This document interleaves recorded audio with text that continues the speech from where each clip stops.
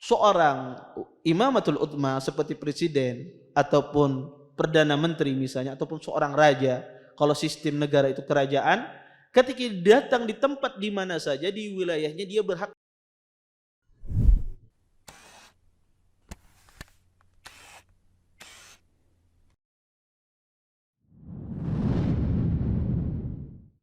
Assalamualaikum warahmatullahi wabarakatuh.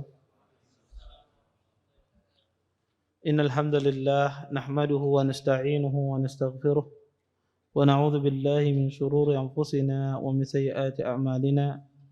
May yahdihillahu fala mudilla lahu wa may yudlil fala hadiya lahu. Asyhadu an la ilaha illallah wahdahu la syarika lahu wa asyhadu anna Muhammadan abduhu wa rasuluh. Fa inna asdaqal hadits kitabullah wa khairul hadi hadi Muhammadin sallallahu alaihi wasallam wa syarrul umuri muhdatsatuha wa kullu muhdatsatin fid din bid'ah wa kullu bid'atin dhalalah wa kullu dhalalatin finnar. Amma ba'd. Bapak-bapak, ibu-ibu, ikhwan dan akhwat yang senantiasa dimuliakan oleh Allah Subhanahu wa taala. Alhamdulillah, segala puji bagi Allah Subhanahu wa taala dengan limpahan nikmat yang begitu besar, di antaranya nikmat iman, nikmat Islam, nikmat kesehatan, sehingga kita dimudahkan oleh Allah Subhanahu wa taala untuk melangkahkan kaki kita ke tempat yang mulia ini. Mudah-mudahan apa yang kita cari, apa yang kita tuntut pada malam hari ini mendatangkan berkah dari Allah Subhanahu wa taala dan kita dapat mengambil manfaat dari apa yang akan disampaikan nantinya. Bapak, Ibu, ikhwan dan akhwat yang dimuliakan oleh Allah Subhanahu wa taala, kita lanjutkan kajian kita tentang syarah kitab Al-Muwatta. Kita lanjutkan. Berkata Imam Malik An-Sumi Maula Abi Bakrin an Abi Salih As-Samman an Abi Hurairah radhiyallahu taala anhu anna Rasulullah sallallahu alaihi wasallam qala law ya'lamun nas ma fi an-nida' wa saff al-awwal ثم لم يجدوا إلا أن يستهيموا عليه لاستهموا ولو يعلمون ما في التهجير لاستباقوا إليه ولو يعلمون ما في العتمة والصبح لأتوهما ولو حبوا. Dari Sumi Maula Abi Bakar, dari Abi Saleh As-Samman, dari Abu Hurairah radhiyallahu taala anhu, beliau berkata, jikalau manusia mengetahui dari keutamaan di dalam azan dan shaf pertama, kemudian mereka tidak bisa mendapatkan shaf pertama tersebut atau azan kecuali dengan cara mengundi, niscaya mereka akan melakukan undian. Dan jika seandainya manusia mengetahui pahala bersegera mendatangi solat, niscaya mereka akan berlomba-lomba mendatangi solat zuhur tersebut. Dan jika seandainya manusia mengetahui pahala dari solat isya dan solat subuh, niscaya mereka akan mendatanginya walaupun harus dengan merangkak. Bapak, Ibu, ikhwan dan akhwat yang dimuliakan oleh Allah Subhanahu wa taala. Hadis ini hadis yang sahih. Hadis ini berbicara tentang masalah keutamaan adzan. Di sini Nabi sallallahu alaihi wasallam mengatakan, kalau seandainya orang itu mengetahui keutamaan adzan, dan keutamaan shaf awal, dan kalau seandainya mereka harus mengundi, niscaya mereka akan melakukan undian. Saking besarnya pahala yang Allah janjikan bagi orang yang melaksanakan adzan, mengumandangkan adzan, dan bagi orang yang mendatangi atau solat di shaf awal. Oleh karenanya, kata para ulama, seorang muadzin itu adalah orang yang paling bagus perkataannya. Dan ini ditafsirkan oleh Aisyah radhiyallahu taala anha ketika menafsirkan firman Allah Subhanahu wa taala, "Wa man ahsanu qawlan mimman da'a ila Allah wa amila shalihan." Kata Allah, siapakah yang paling bagus perkataannya kecuali yaitu orang-orang yang mengajak manusia kepada Allah Subhanahu wa taala menafsirkan ayat ini diriwayatkan oleh Ibnu Abi Hatim, ya, meriwayatkan dari Aisyah radhiyallahu taala anha, kata Aisyah, wa huwa qaulul muadzin idza qala hayya 'alas shalah, hayya 'alas shalah faqad da'a ila Allah.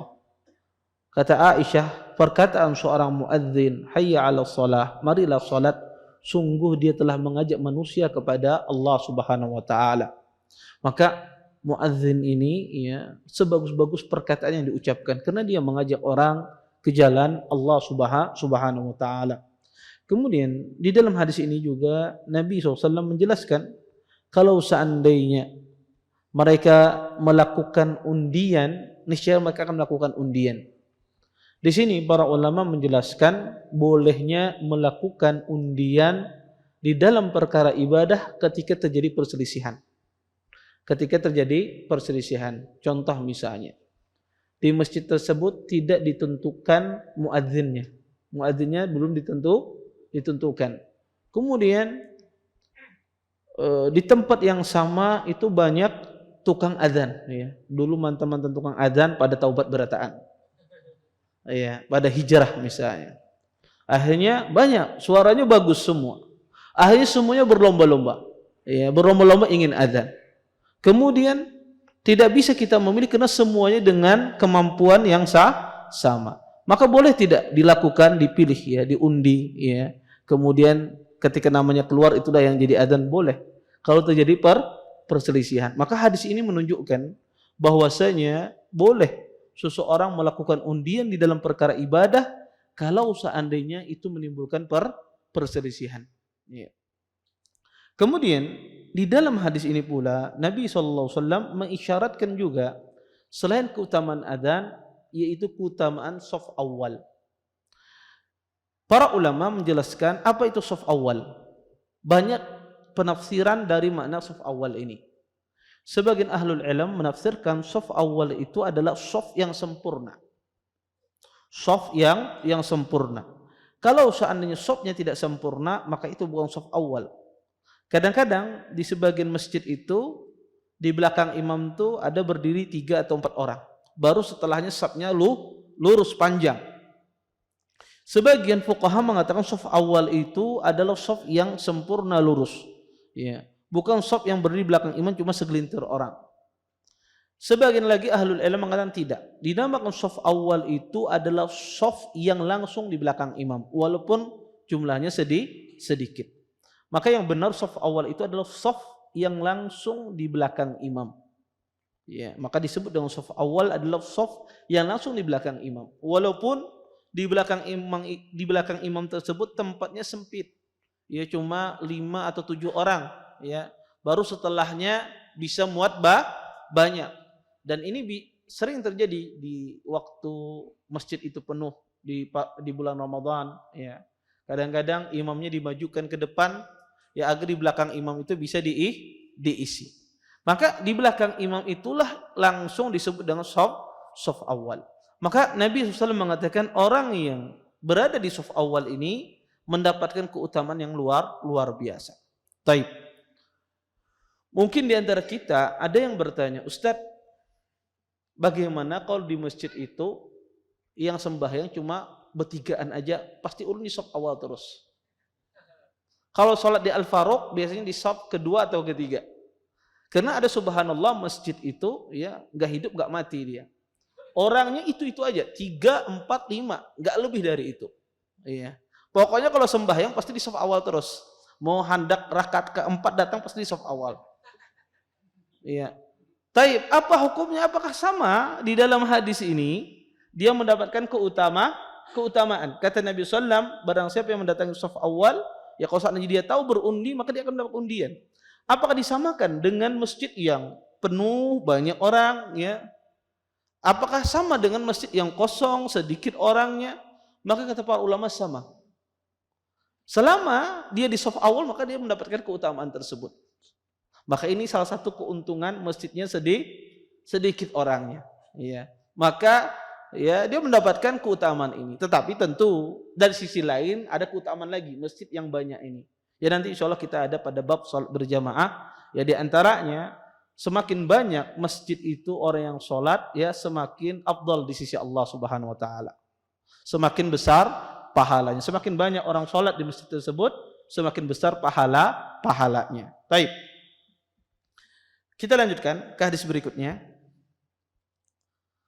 Berkata Imam Malik, Anil Ala ibn Abdurrahman an abihi wa Ishaq ibn Abdullah annahuma akhbarah annahuma sami'a Abu Hurairah radhiyallahu ta'ala anhu yaqul qala Rasulullah sallallahu alaihi wasallam idza suwiba bis salah fala ta'tuha wa antum tas'aun wa'tuha wa 'alaikum bis sakinati wal waqar فما أدركتم فصلوا وما فاتاكم فأتموا فإن أحدكم في الصلاة ما كان يأمد إلى الصلاة.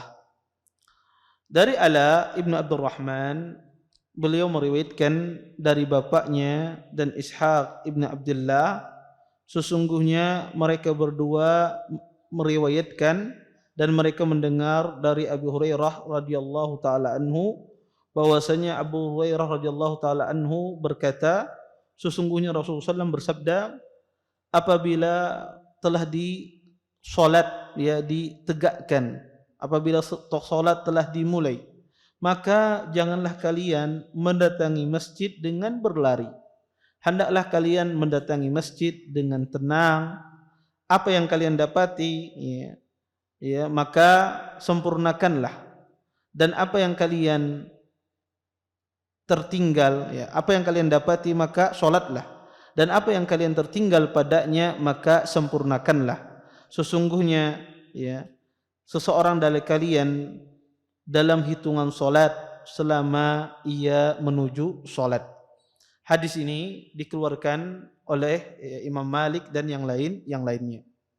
Hadis ini menjelaskan kepada kita tentang perintah seseorang mendatangi masjid itu dalam kondisi tenang, tidak tergesa-gesa dan tidak berlari. Para ulama mengatakan orang yang mendatangi masjid dengan berlari, dengan tergesa-gesa, maka ini hukumnya makruh. Hukumnya makruh. Sunnahnya kita ketika mendatangi masjid itu, sunnahnya berjalan seperti biasa, tidak tergesa-gesa. Kenapa disuruh kita ini mendatangi masjid dalam kondisi tenang? Karena itu membantu kekhusyuan di dalam sholat. Orang yang mendatangi masjid dengan tergesa-gesa, dengan tidak tenang, maka setidak-tidaknya mempengaruhi kekhusyuan dia di dalam sholatnya. Maka dia akan terpengaruh dengan nafasnya ketika dia datang, maka dia akan sibuk dengan dirinya untuk menenangkan dirinya. Maka ini mempengaruhi kekhusyuan orang di dalam salat. Makanya para ulama mengatakan salah satu sebetulnya cara mendatangkan khusyuk di dalam salat adalah mempersiapkan diri sebelum salat. Mempersiapkan diri sebelum salat. Dia datang ke masjid lebih duluan, kemudian dia melaksanakan salat sunnah, kemudian dia berdoa.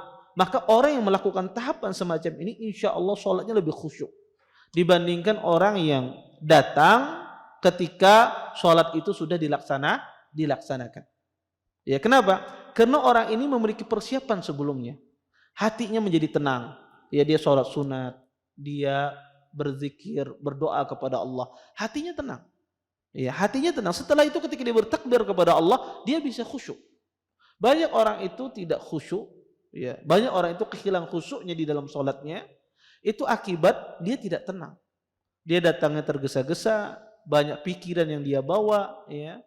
Coba kalau seandainya dia datang ketika azan, walaupun pikiran yang banyak, dia bisa mempersiapkan dirinya untuk tenang di dalam sholatnya.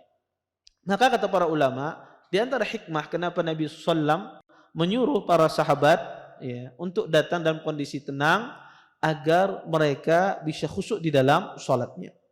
Kemudian, apakah tidak boleh kita ini tergesa-gesa mendatangi masjid? Para ulama, terjadi khilaf di kalangan para ulama kalau seandainya orang tersebut kalau dia tidak tergesa-gesa mendatangi masjid, tidak berlari, maka sholat berjamaahnya sudah selesai. Atau misalnya sholat Jumatnya sudah selesai. Sidin bangunnya telat misalnya. Kalau tidak berlari, karena dia sudah punya hitungan, ini imam ini sudah sami Allahu liman hamidah. Jarak tempuh ke sana 2 menit. Imam ini biasanya dalam tempo 2 menit selesai. Dia sudah punya hitungan. Maka kalau anak jalan biasa sudah selesai ini sholat, gak bisa saya dapat sholat. Maka akhirnya dia berlari dari rumahnya. Ya, maka cinik dia berlari ya, melacong ya. Maka dia berlari dari rumahnya menuju sholat tersebut agar apa? Tidak tertinggal sholat berjamaah dan tidak tertinggal sholat Jumat misalnya. Boleh tidak? Ulama khilaf dalam masalah ini. Yang rajih, yang benar adalah boleh kalau seandainya takut ketinggalan, tetapi dia tidak terlalu tergesa-gesa. Dia boleh mempercepat langkahnya,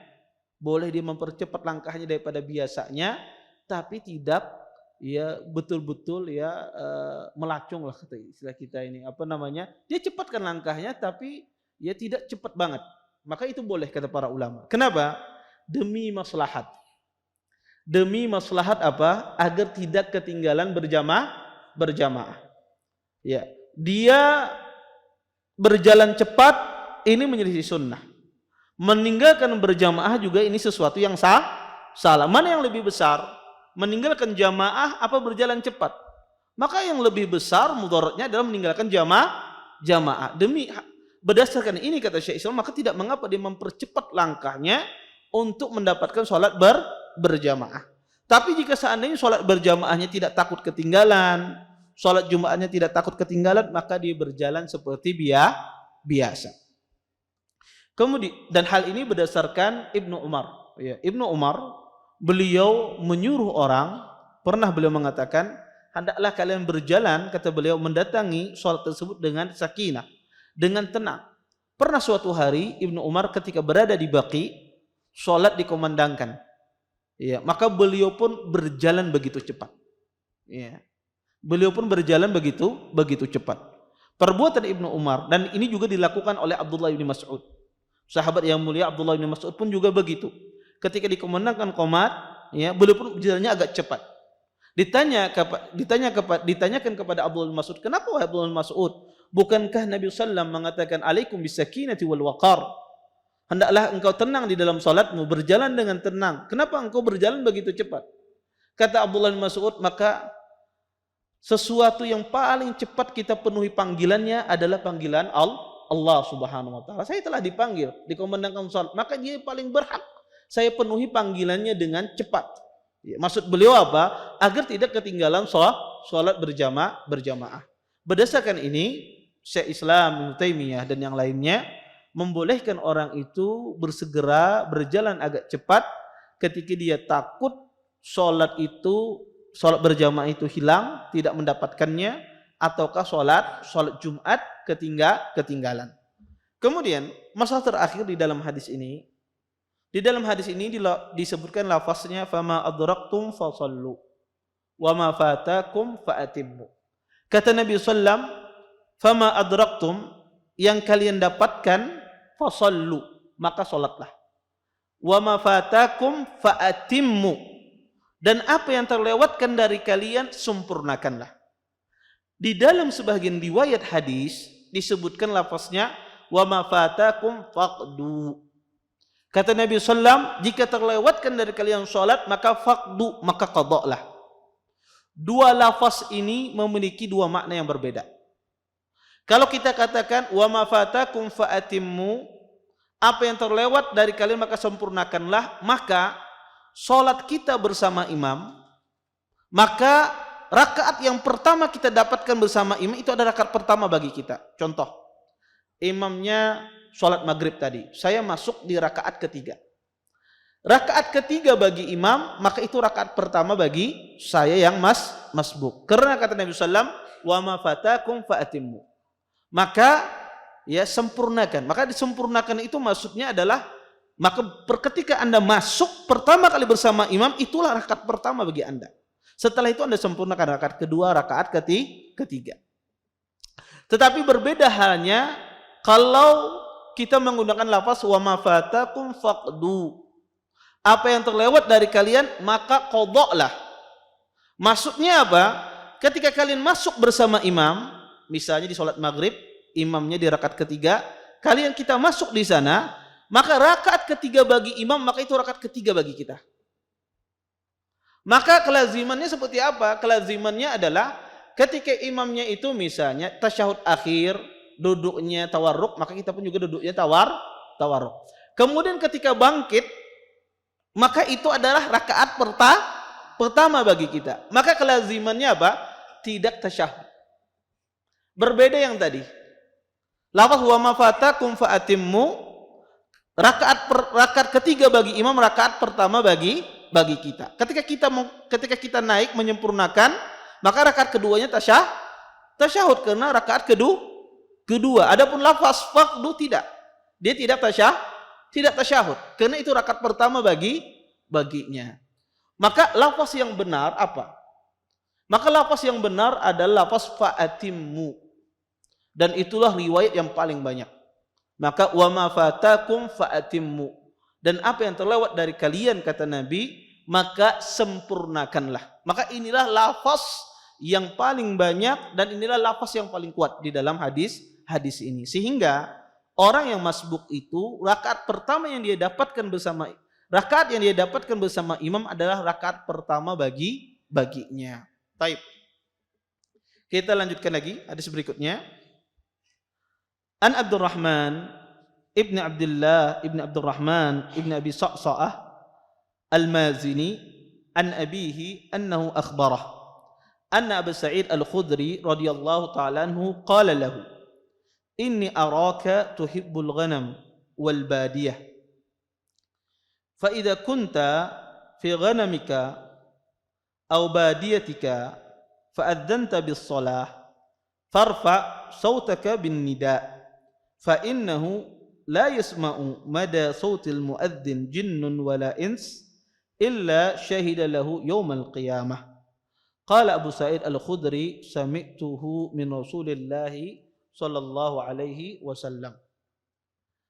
Dari Abdurrahman ibni Abdullah ibni Abdurrahman ibni Abi Sa'sa'ah Al-Mazini, dari bapaknya beliau memberitakan sesungguhnya Abu Sa'id Al-Khudri radhiyallahu taala anhu pernah berkata kepadanya, saya melihatmu menyukai kambing dan padang rumput. Jika kamu berada di antara kambingmu atau di tempat padang rumputmu, maka hendaklah engkau azan untuk salat. Maka tinggikanlah suaramu dengan azan. Sesungguhnya tidak mendengar suara seorang muadzin, baik itu jin dan manusia, kecuali mereka akan bersaksi di hari kiamat. Berkata Abu Sa'id Al-Khudri, sesungguhnya hal ini saya dengar dari Rasulullah sallallahu alaihi wasallam. Hadis ini hadis yang sahih. Hadis ini menjelaskan sabda Nabi sallallahu alaihi wasallam bahwasanya kata Nabi, tidaklah didengar suara muadzin oleh siapapun baik itu jin dan manusia kecuali semua manusia ini bersaksi untuknya. Dan ini saksi di hadapan Allah nanti di hari kiamat kelak. Dan ini keutamaan yang luar biasa. Dan ini salah satu keutamaan seorang muadzin. Dan tentunya keutamaan muadzin ini sangat banyak. Ini salah satu di antara keutamaannya. Dan di antara keutamaan orang yang azan ini yang sangat masyhur adalah disebutkan juga dalam hadis Nabi sallam, al-muadzinun atwalun nas a'naqan yaumil qiyamah. Kata Nabi sallam, orang-orang yang azan mereka lah orang yang paling panjang lehernya di hari kiamat kelak. Sebagian kita menganggap, Ustaz, seram kita melihatnya. Panjang lehernya. Sebagian orang menganggap, kok bisa ini dikatakan keutamaan? Orang semacam ini dia tidak paham. Karena ini sebetulnya sebuah keutamaan. Bukankah Nabi SAW mengatakan di hari kiamat kelak nanti, ada orang itu ditenggelamkan dengan keringatnya. Ya. Nanti di hari kiamat kelak ada orang berkeringat sampai betisnya. Ya, ada seseorang berkeringat sampai lehernya. Ada orang yang tenggelam dengan keringatnya. Dan ini keutamaan seorang muadzin. Allah tinggikan apa? Lehernya. Ya. Dan ini adalah keutamaan yang luar biasa, tidak Allah kasihkan kepada yang lain. Ini menunjukkan bahwasanya dia mendapatkan ya pertolongan dari Allah Subhanahu wa taala. Maka hadis ini menjelaskan kepada kita tentang keutamaan seorang muadzin. Orang yang mendengarkannya maka menjadi bersaksi untuknya. Di hadis ini Nabi SAW menjelaskan kepada kita disunnahkan bagi seorang muadzin tersebut meninggikan suaranya. Kenapa? Agar ketika suaranya itu didengar oleh banyak orang, maka ya, orang-orang tersebut bersaksi untuknya. Ya. Dan ulama Islam berselisih tentang masalah muadzin ini. Mana yang lebih utama? Muadzinkah ataukah seorang imam? Siapa yang lebih utama? Muadzin apa imam? Terjadi khilaf di kalangan para ulama. Yang benar, muadzin itu lebih utama daripada imam. Muadzin itu lebih afdal daripada imam. Apa dalilnya? Pertama, dalil tentang keutamaan muadzin sangat banyak. Dalil keutamaan imam ya tidak ada. Ya, maka keutamaan muadzin itu sangat banyak. Kemudian yang kedua, hadis Nabi SAW yang sangat gamblang membandingkan antara muadzin dengan imam. Diriwayatkan oleh Imam Abi Daud. Kata Nabi SAW, al-imamatu dhamin wal muadzinu mu'taman. Allahumma rsyid al-a'immah waghfir lil muadzinin. Kata Nabi SAW, sesungguhnya imamah, tugas imam itu dhamin, dia menjamin. Wal muadzin mu'taman, seorang muadzin itu yang diberikan amanah. Orang yang diberikan amanah, diamanahi, itu lebih utama ketimbang orang yang menjamin. Kemudian kata Nabi SAW, berikanlah petunjuk kepada para imam-imam ini. Kemudian waghfir lil muadzinin, dan ampuni ya orang-orang yang azan ini, kata Nabi SAW. Maka ini menunjukkan pengampunan itu lebih utama daripada irsyad, ya, daripada petunjuk, bimbingan. Maka kata para ulama, berdasarkan hadis ini, al-imamah, orang jadi imam dibandingkan dengan orang muadzin, maka afdal ada seorang muadzin. Kemudian mungkin di antara kita ini ada yang bertanya, Ustaz, kalau muadzin lebih afdal, kenapa Nabi kada pernah adzan? Kenapa Nabi SAW jadi imam? Kenapa Nabi SAW tidak pernah adzan? Jawabannya, Nabi SAW tidak pernah adzan karena Nabi disibukkan dengan perkara kaum muslimin. Iya, karena seorang muadzin itu dia harus standby di masjid, dan Nabi SAW disibukkan dengan perkara kaum muslimin. Iya, menyiapkan pasukan, ya, mengatur negara, maka disibukkan dengan perkara kaum muslimin. Sebab itu pula khalifah yang 4 tersebut, Abu Bakar, Umar, Utsman, Ali, mereka disibukkan dengan perkara-perkara kaum muslimin, sehingga mereka tidak sempat untuk melaksanakan adzan. Ini yang pertama. Yang kedua, kata para ulama, dikecualikan seorang imam itu lebih afdal daripada seorang muadzin ketika yang menjadi imam itu adalah imamatul uzma. Imamatul uzma itu adalah imam yang besar, yaitu seperti presiden atau perdana menteri. Maka ketika dia jadi imam waktu sholat, maka itu lebih utama baginya ketimbang dia menjadi seorang muadzin. Kenapa? Karena manusia akan meniru sholatnya. Karena manusia akan mencontoh sholatnya. Ya, maka seorang imamatul uzma seperti presiden ataupun perdana menteri misalnya, ataupun seorang raja, kalau sistem negara itu kerajaan, ketika datang di tempat di mana saja di wilayahnya, dia berhak jadi imam. Imam rawatib di sana mundur dia. Kalau raja tersebut ingin jadi imam, maka imam rawatib tekipai. ya, maka ya yang maju itu haknya, ya. Jadi kalau seorang presiden, dia berhak menjadi imam di mana saja di daerahnya, di mana saja di negaranya. Dia yang lebih didahulukan. Maka kata para ulama, kalau orang itu posisinya imamatul uzma, semacam presiden atau perdana menteri atau seorang raja, maka posisi dia menjadi imam itu lebih afdal ketimbang dia menjadi seorang muadzin. Tetapi kalau selain itu, maka muadzin itu lebih afdal daripada seorang imam. Taib. Kemudian di hadis ini dijelaskan pula tentang sunnah-sunnah di dalam adzan.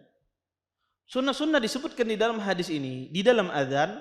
Yang pertama disebutkan dalam hadis ini adalah meninggikan suara. Dan seorang muadzin itu harus ya atau dianjurkan memiliki suara yang lantang, ya, bukan suara yang gemet, tetapi suara yang lantang. Kenapa? Agar suaranya didengar. Tujuan azan itu adalah memberitahukan orang tentang masuknya waktu sholat. Maka muadzin ini disunnahkan dia memiliki suara yang lantang. Dan di sini Imam Malik rahimahullah taala tidak menyebutkan sifat-sifat muadzin yang lain. Ya. Saya akan sebutkan, ya, sebagian orang ya menganggap ini sunnah, tapi sebetulnya ini bukan sunnah di dalam adzan. Yang pertama adalah ya ketika azan, ya, orang memasukkan kedua tangannya di telinga. Dan rata-rata sebagian muadzin itu memasukkan kedua tangannya ke telinga.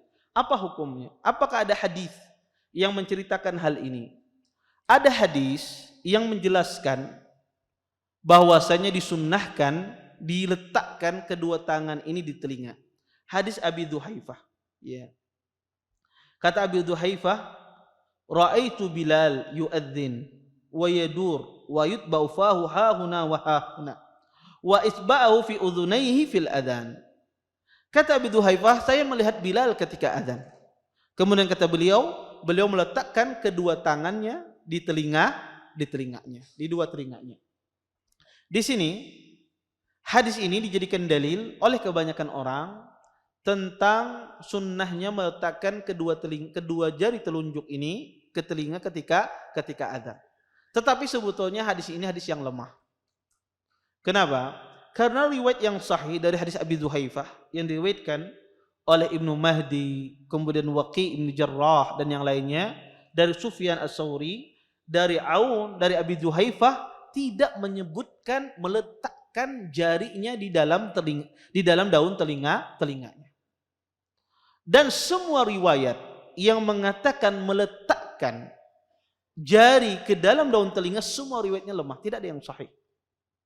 Dan tidak diketahui dari sahabat Nabi SAW mereka meletakkan jari mereka ketika azan di dalam daun telinga mereka. Tidak diketahui dari sahabat Nabi SAW. Dan orang yang pertama kali meletakkan ya tangan ya atau jari telunjuknya ke dalam telinganya itu adalah Abdurrahman Al-Asam, muadzinnya Hajjaj ibn Yusuf. Beliaulah yang pertama kali, sebagaimana dinukil oleh Imam Ibn Sirin, orang yang pertama kali meletakkan jari telunjuknya ke dalam daun telinganya ketika adzan. Tetapi apa hukumnya? Orang meletakkan jarinya ke dalam daun telinganya ketika adzan, apa hukumnya? Apakah itu suatu bid'ah ataukah tidak? Hukumnya adalah boleh, tapi dia bukan sunnah. Hukumnya boleh, ya, mubah, tetapi dia bukan sesuatu yang bid'ah dan juga bukan sesuatu yang sunnah. Dia boleh, silahkan. Dia mau meletakkan atau tidak meletakkannya. Kenapa? Karena banyak para salaf yang menyuruh meletakkan jari telunjuk ke dalam daun telinga. Di antaranya Ibnu Sirin. Ya, beliau selalu menyuruh ya para muadzin itu meletakkan tangannya ke dalam daun telinganya. Seperti itu pula Ibnu Mubarak. Ya. Ya. Maka beliau pun juga berteriak kalau ada seorang muadzin tidak menaruh tangannya ke dalam daun telinganya. Tetapi sahabat Nabi SAW Ibnu Umar pernah ditanya, ya, Seorang rawi ditanya ketika dia safar bersama Ibnu Umar. Ketika itu Ibnu Umar adzan, ditanya, apakah Ibnu Umar ketika adzan dia memasukkan tangannya ke dalam daun telinganya? Kata rawi ini tidak. Saya tidak melihat beliau memasukkan tangannya ke dalam daun telinganya ketika adzan. Maka memasukkan tangan ketika adzan ini sifatnya adalah mubah, bukan suatu yang sunnah. Dikerjakan boleh, tidak dikerjakan tidak mengapa. Tetapi kita ingin menjelaskan bahwasanya ini bukan sesuatu yang sunnah. Ya, sehingga banyak orang salah paham ketika meletakkan ya jari telunjuknya ini, ya ini menganggap ada sesuatu yang sunnah. Tidak. Tetapi itu ada sesuatu yang mubah, boleh. Apalagi mungkin mic-nya bising, ya, sehingga takutan sidin mendaung, ya, tidak kuat telinganya, maka nggak apa-apa dia menutup telinganya. Baik. Kita lanjutkan sedikit lagi pembahasan kita tentang masalah hadis ini. Kemudian juga di antara sebahagian juga dalam memahami ya bahwasanya itu adalah sunnah adzan, tapi sebetulnya tidak, adalah masalah hayalatain, yaitu perkataan seorang muadzin hayya 'alas shalah, hayya 'alas shalah, hayya 'alal falah, hayya 'alal falah. Sebahagian muadzin ketika hayya 'alas shalah mereka berpaling ke arah kanan.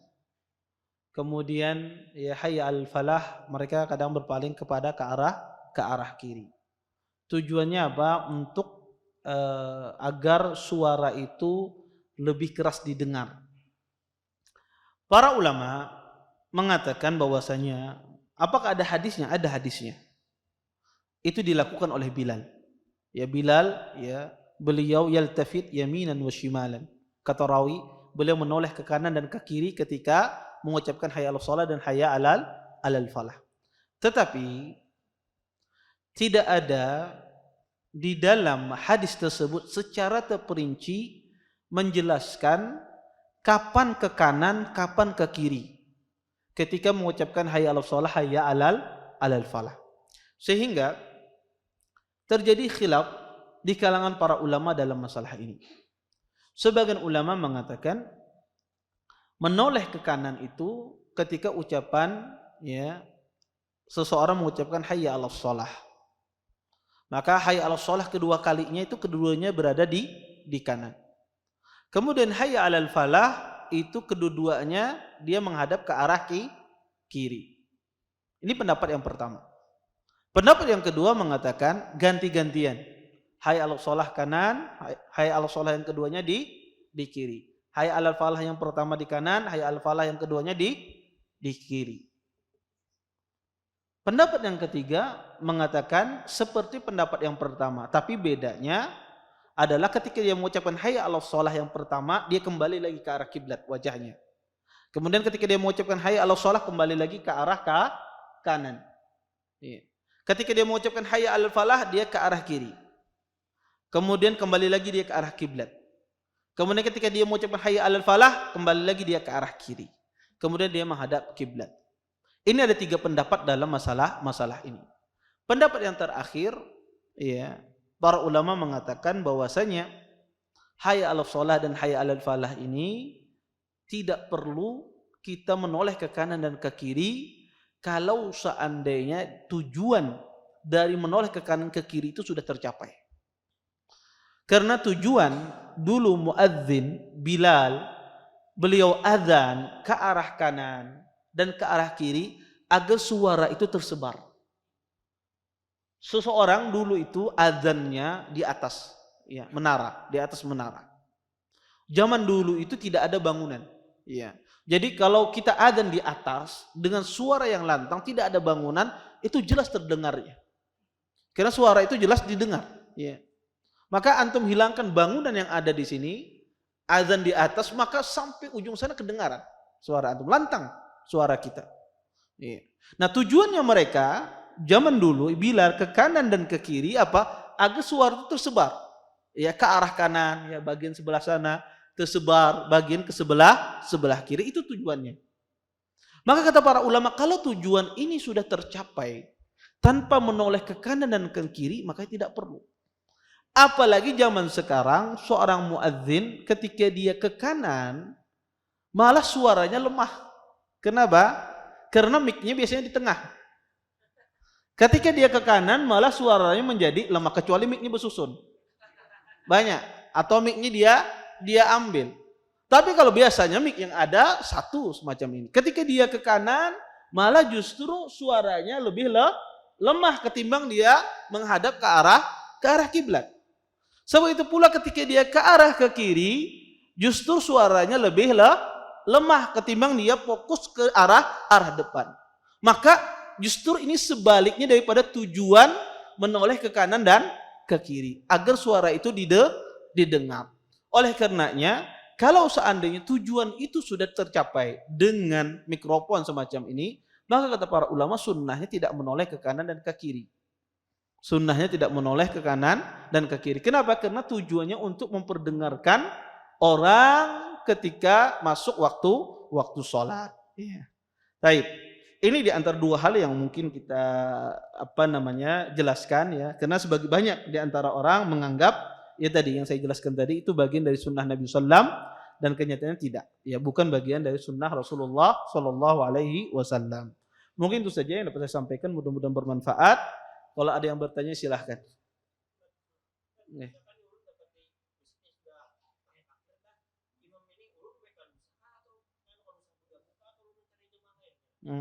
Baik. Beliau menanyakan kalau seandainya imam itu di sholat di rakaat terakhir atau di tasyahud akhir, apakah kita masuk bersama imam ataukah menunggu jamaah yang lain? Maka masuk saja bersama imam. Kenapa? Karena menunggu jamaah lain belum tentu dia ada. Belum tentu dia ada. Kalaupun ada, belum tentu inya mau berimam dengan kita. Maka ya Anda masuk saja bersama imam. Ketika Anda mendapati imam tersebut sedang dalam kondisi rakaat terakhir, walaupun ulama berselisih apakah didapat pahala jamaah atau tidak. Tetapi intinya masuk saja, dan itu lebih selamat ketimbang seseorang yang menunggu imam itu selesai dan menunggu jamaah yang lain. Bisa jadi jamaahnya nggak datang, bisa jadi ya menimbulkan fitnah nanti di masjid. Kenapa sih ini kada sing mau bertakbiran, imamnya masih sholat, ya maka akan menimbulkan berbagai macam fitnah. Terlebih-lebih lagi di masjid tersebut tidak mengerti. Maka lebih baik dia masuk bersama imam walaupun imam itu sudah duduk di tasyahud akhir. Wallahu taala a'lam. Baik.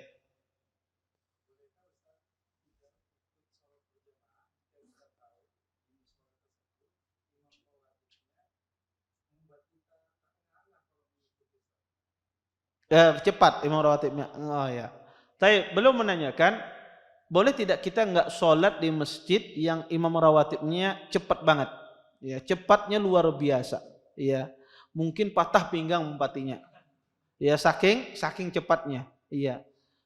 Maka pertama, di antara rukun di dalam sholat itu adalah tumakninah. Rukun di dalam sholat itu adalah tumakninah. Ada seorang sahabat, dikenal hadis ini dengan hadis musii'us shalah. Seorang sahabat ini beliau kurang bagus sholatnya. Beliau sholatnya agak cepat. Maka disuruh oleh Nabi, ya, irji fa shalli fa innaka lam tusalli. Kata Nabi, kembali untuk engkau ulangi sholatmu, sesungguhnya engkau tidak sholat. Maka sahabat itu pun mengulanginya sampai kedua. Yang kedua kalinya pun disuruh juga oleh Nabi untuk mengulangi sampai ketiga kali. Ketika yang ketiga kali dia ulangi, sahabat ini pun datang, ya Rasulullah, ma uhsin ghairu hadza. Saya tidak bisa melakukan kecuali yang ini saja. Fa'allimni, ajari aku wahai Rasulullah. Kemudian kata Nabi sallam, idza qumta ila shalah, jika engkau berdiri melaksanakan salat, fakabbir, bertakbirlah kata Nabi. Waqra ma tayassara ma'aka minal Qur'an. Bacalah yang mudah bagimu dari Al-Qur'an. Wa idza raqa'ta farka' hatta tatma'inna raki'an. Dan jika engkau ruku', maka rukuklah betul-betul engkau tumaninah di dalam rukukmu. Maka di sini Nabi menekankan kepada sahabat yang mulia ini agar dia tumaninah di dalam rukuknya, di dalam sujudnya, di antara duduk, di antara dua sujud. Disuruh oleh Nabi sahabat ini tumaninah. Karena tumaninah itu adalah rukun di dalam salat. Ketika tumaninah ini ditinggalkan, ya orang tidak tumak ninah di dalam sholatnya, apakah sah sholatnya? Tidak sah. Kenapa? Karena dia meninggalkan rukun di dalam sholat. Kalau sholatnya tidak sah, apakah kita boleh sholat di belakangnya? Tidak boleh. Tidak boleh kita sholat di belakangnya. Kalau tumak ninahnya hilang. Tapi permasalahannya, apa itu ukuran tumak ninah? Ya, kapan seorang itu dikatakan dia tumak ninah? Terjadi persisihan di kalangan para ulama ukuran tumak ninah itu. Dan sekali lagi saya katakan, belum tentu orang yang cepat sholatnya tidak tumak ninah, belum tentu. Bisa jadi dia ada tumak ninahnya. Tetapi apa ukuran tumak ninah itu? Ukuran yang paling mendekati kebenaran, ahlul ilm mengatakan seorang dikatakan tumak ninah kalau seandainya dia bisa membaca dzikir walaupun satu kali. Dzikir di rukun tersebut. Contoh misalnya, ketika dia ruku, dia bisa membaca dzikir di waktu ruku walaupun satu kali, subhan rabbiyal azim misalnya. Satu kali dia bisa, kemudian imamnya langsung naik, maka insya Allah itu sudah tumak ninah. Walaupun ya posisi dia tidak ruku sesempurna mungkin, tetapi posisinya lebih dekat kepada arah ruku daripada arah berdiri. Jadi posisi imamnya itu lebih dekat kepada arah ruku daripada arah berdiri, dan ada waktu kita bisa membaca apa? Doa satu kali, subhan rabbiyal azim misalnya. Walaupun Anda tidak sempat sampai 3 kali, satu kali ada waktunya, kemudian dia naik, maka insya Allah di situ ada tumak ninah.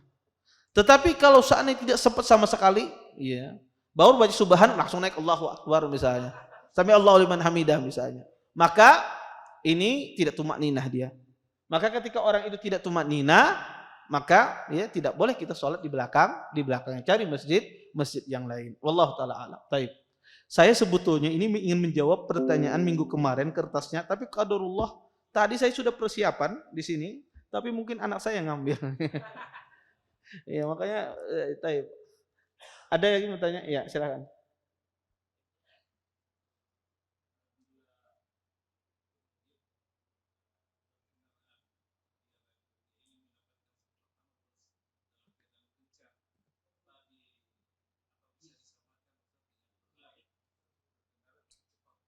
Ah.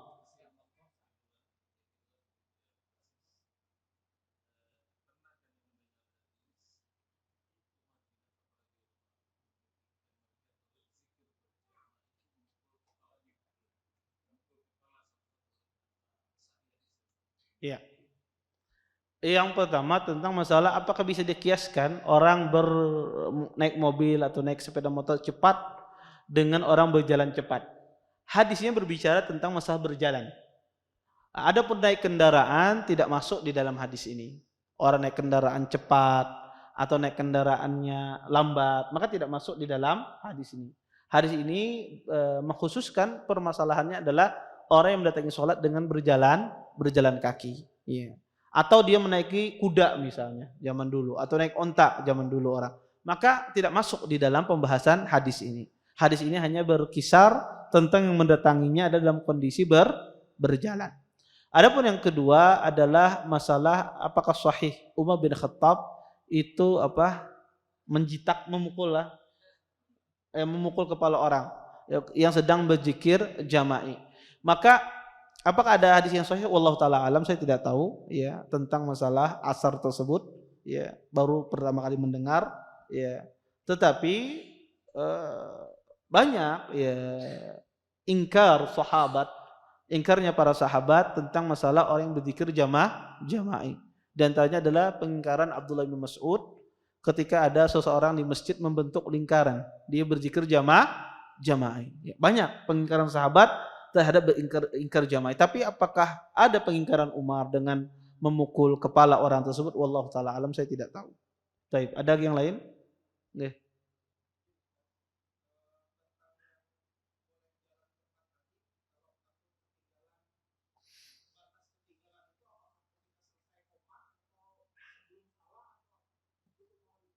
Iya.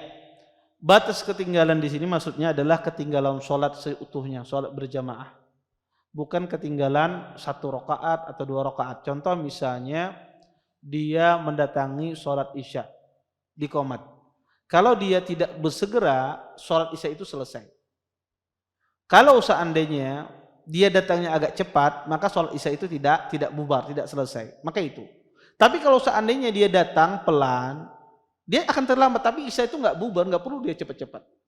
Ya misalnya imamnya masih di rakaat pertama, sedangkan dia datang ke sana palingan kalau tertinggal bana 3 rakaat misalnya. Makanya tidak perlu dia cepat karena dia mendapati jamaah. Yang disuruh untuk cepat itu adalah ketika kehilangan berjamaah. Wallahu taala alam. Baik. Ini ada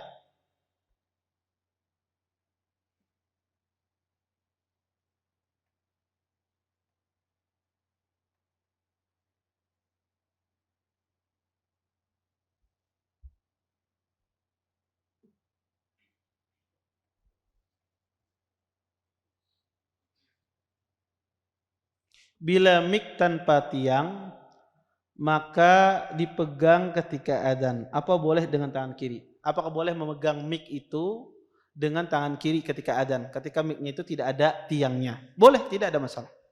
Dia megang dengan tangan kiri atau dia megang dengan tangan kanan, maka tidak mengapa. Ya, karena tidak ada ketentuan di sini. Maka silahkan mana yang mudah baginya, apakah dia megang dengan tangan kanan ataukah memegang dengan tangan kiri. Wallahu taala alam. Baik. Ada yang lain nggih?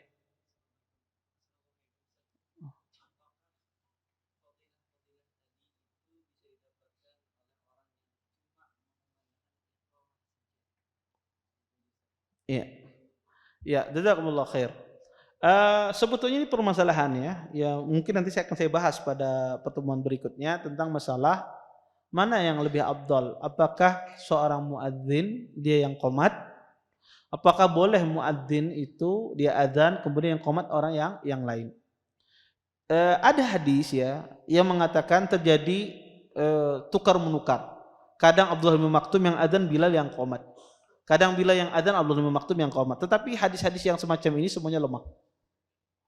Ya, maka tidak ada hadis yang sahih yang menjelaskan tentang masalah ganti-ganti adzan ini iqamahnya ini. Tetapi boleh seseorang itu dia adzan kemudian yang qomat yang lain boleh. Tetapi afdalnya adalah hendaknya adzan itulah yang qomat. Itu yang paling afdal. Makanya kata Imam Tirmidzi ketika membawakan hadis yang pergantian antara adzan dan qomat, ya hadis Bilal dan Abdul Maktum, kata beliau sesungguhnya yang paling afdal adalah yang muadzinlah dan dialah yang qomat. Wa alaihil amal inda ahlil ilm. Dan seperti itulah diamalkan oleh sebagian ahlul ilmi. Tetapi itu tidak dilarang. Orang yang muadzin kemudian yang qomatnya berbeda itu tidak dilarang. Taib. Apakah yang qomat ini mendapatkan keutamaan seperti orang yang adzan? Iya. Karena kata an-nida itu termasuk di dalamnya adalah adzan dan qomat. Maka orang yang qomat pun dia mendapati keutamaan seperti orang yang adzan. Karena kata nida atau kata adzan itu bisa mencakup keduanya. Makna adzan dan iqamah itu sendiri. Wallahu taala a'lam. Taib, ada yang lain? Nggih.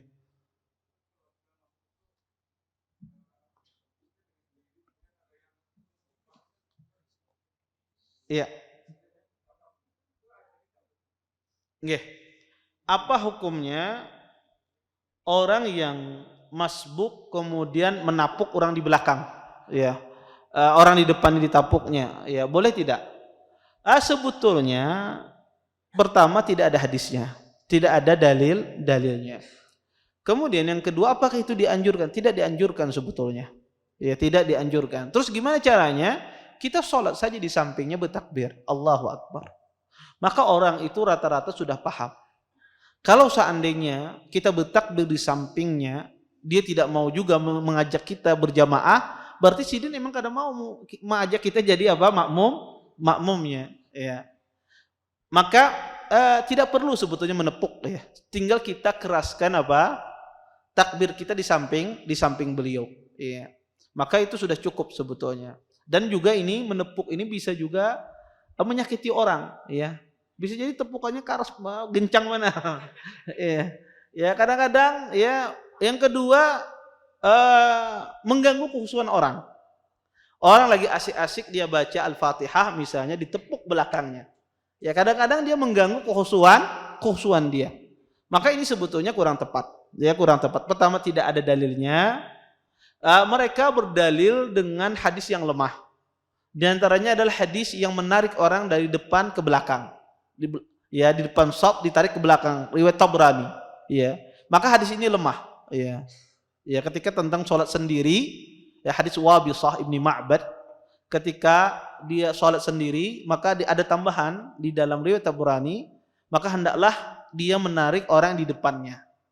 Jadi mengawani di belakang kada sembahyang sendirian. Nah, hadis ini jadikan dalil orang, kebanyakan orang itu menepuk pundak orang untuk berjamaah.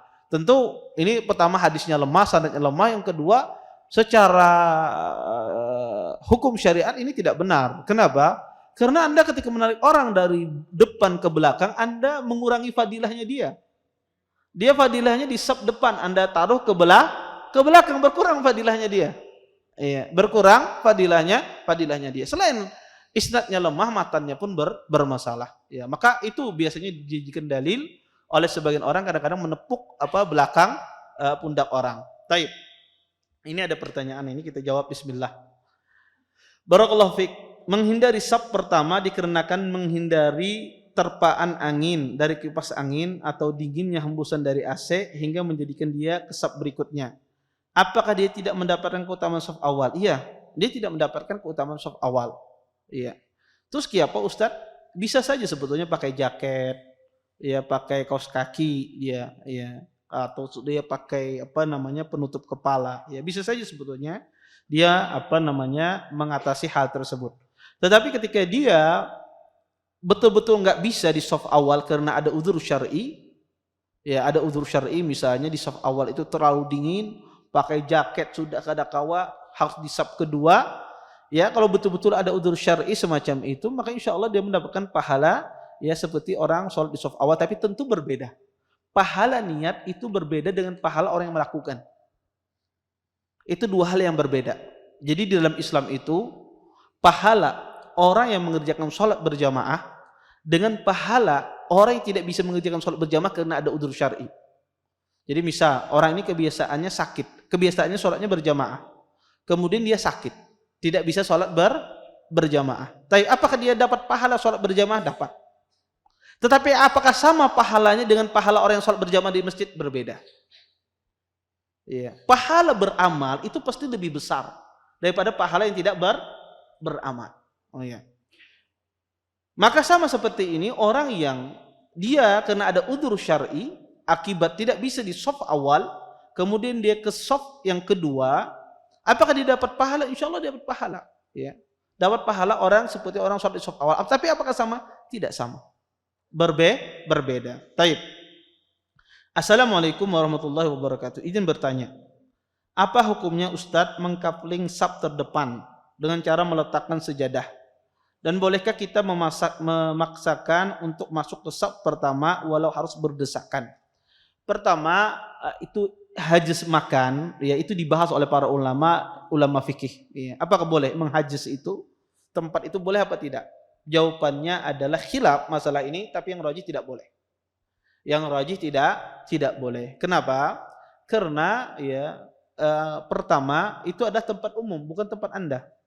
Ya, sehingga ketika Anda mengkapling ya, menandak sejadah ya, Jumatan misalnya jam 12:30, jam 11 sidin andak dulu di depan, sidin buka mandi, terus datang jam 12:20 ya. Orang, maka ini tidak boleh ya.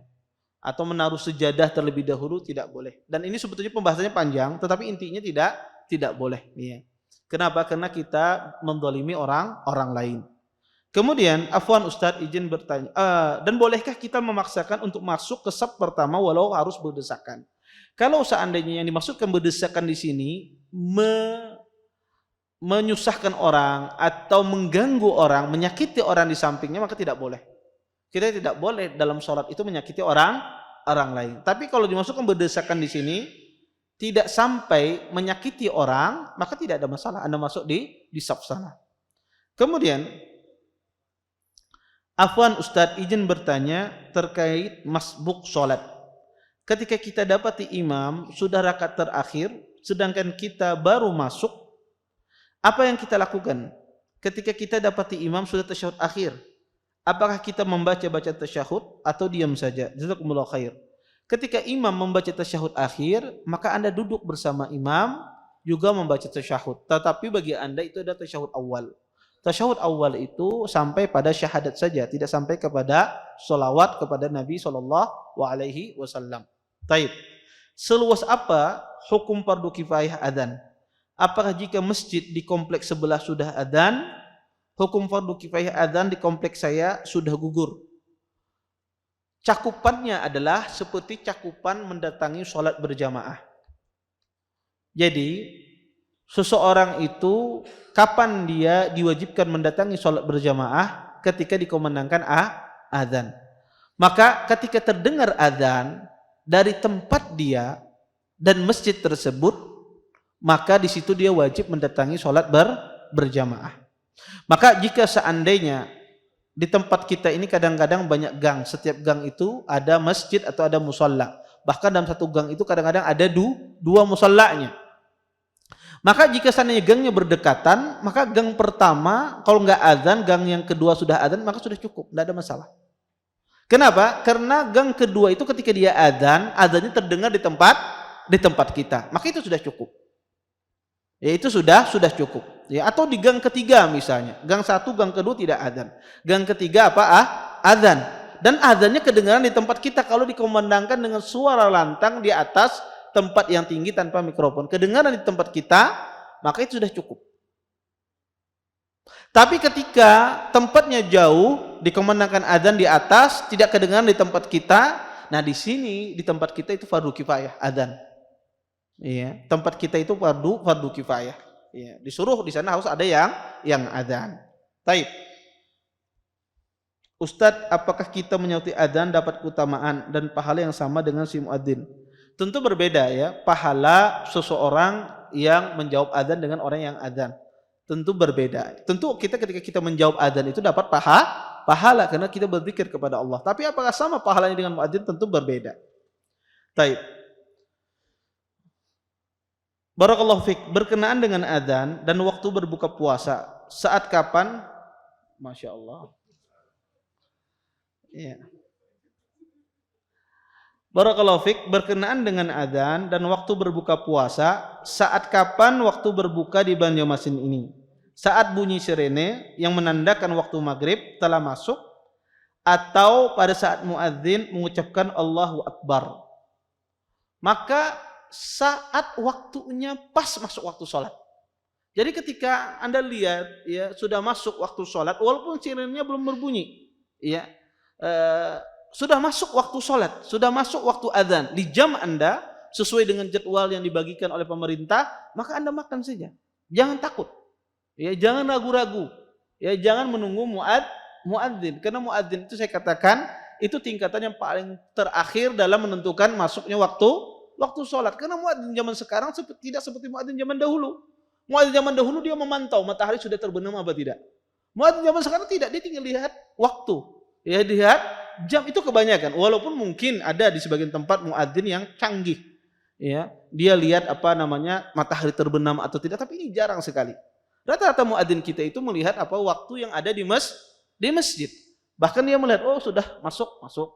Ya. Maka yang jadi patokan adalah Anda lihat kalender waktu yang ada di pemerintah itu. Kalau sudah masuk ya sudah. Walaupun sirenanya belum berbunyi. Taib. Bismillah, bagaimana teknis berzikir setelah sholat yang disebut aqdul asabi? Ya, aqdul asabi. Ya, apakah boleh melibatkan jari sebelah kiri? Karena kalau untuk berzikir yang 10 insya Allah ingat saja. Tapi kalau 33 kali, ya, atau 100 kali, kadang sering lupa hitungannya. Jazakallah khair. Aqdul asabi itu semacam ini. Dia mengatakan gini, ya, ini aqdul asabi. Ya, ini aqdul asabi. Bukan aqdul asabi itu dia gini kemudian dilepas, tidak.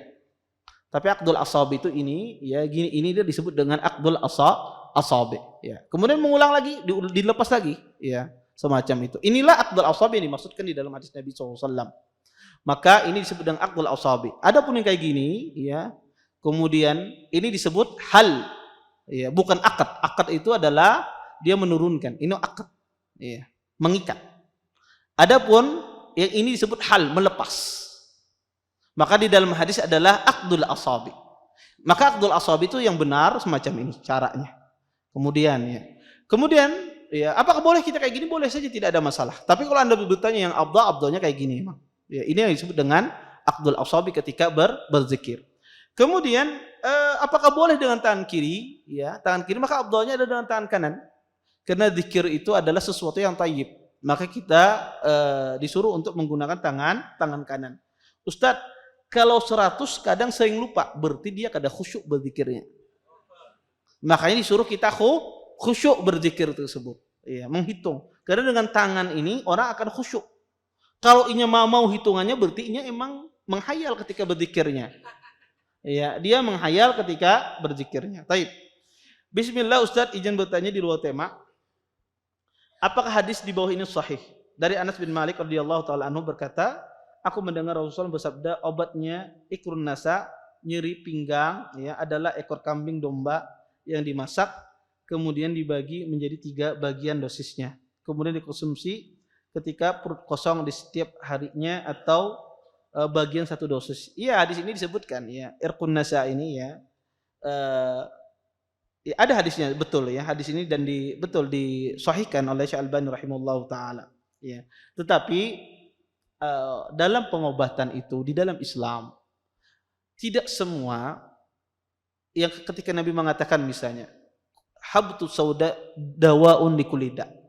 Habtu sauda kata Nabi, jintan hitam itu obat dari semua penyakit. Bukan berarti semua penyakit itu diobati dengan habtu sauda. Kanker kasih habtu sauda, tumor kasih habtu sauda, semuanya diobati dengan habtu sauda. Bukan itu, seperti itu maksudnya. Tetapi ya, para ulama menafsirkan dengan banyak penafsiran bahwasanya orang ya, habtu sauda itu kata Nabi obat kalau pas dengan penyakitnya. Atau disebutkan oleh para ulama dengan sebagian ulama mengatakan mu'dham, kebanyakan penyakit cocok diobati dengan habtu sauda. Makanya Nabi SAW kadang-kadang ketika beliau sakit beliau tidak mengobati dengan habtu sauda. Ya, tidak mengobati dengan habtu sauda. Sama seperti ini, ya. Maka tetap saja ketika kita berobat, ya, ketika kita berobat, maka pertama kita menempuh jalur-jalur syar'i, pengobatan secara syar'i dengan cara meruqyah, dengan obat-obat yang disebutkan di dalam hadis Nabi SAW. Tetapi itu bukan sesuatu yang apakah semacam itu terus mengobatinya, tidak. Ya. Kemudian yang kedua kata para ulama, ya, setelah kita menempuh dengan pengobatan syar'i, maka tempuh juga dengan pengobatan secara medis, dan itu adalah kesempurnaan tawakal kepada Allah Subhanahu wa taala. Taib. Assalamualaikum warahmatullahi wabarakatuh. Ustaz, saya mau bertanya, apa hukumnya saat lagi duduk menyandarkan badan dengan 1 tangan? Barakallahu fik. Ya, ini dilarang oleh para ulama. Ya, ada hadisnya ya, seorang ittika ya duduk ya menyandarkan dengan satu tangan, dan larangan ini ulama berselisih. Apakah makruh ataukah haram? Jumhur membawanya kepada makruh karena berkaitan dengan masalah adab. Ya, sebagian ahli ulama membawanya kepada pengharaman. Taib. Ini kita lanjutkan minggu depan aja. Soalnya banyak pertanyaannya, 6 ini lagi. Taib. Saya cukupkan sampai di sini. Kita tutup dengan doa kafaratul majlis. Subhanakallahumma bihamdika asyhadu an la anta astaghfiruka wa atubu ilaik. Assalamualaikum warahmatullahi wabarakatuh.